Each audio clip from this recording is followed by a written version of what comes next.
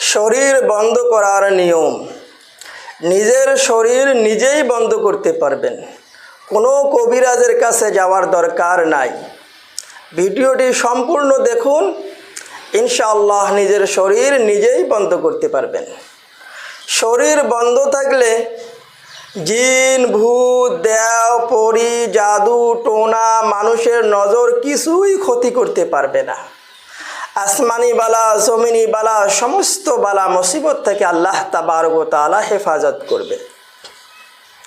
শরীর বন্ধ করার নিয়ম। আল্লাহ রাসূল সাল্লাল্লাহু আলাইহি ওয়াসাল্লাম বলেন, এবং বহুত সহিহ হাদিসের মধ্যে এসেছে, যে হাদিসের সারাংশের দ্বারাই বোঝা যায়, যেই ব্যক্তি আয়াতুল কুরসি পাঠ করবে ওই ব্যক্তির শরীর বন্ধ থাকবে।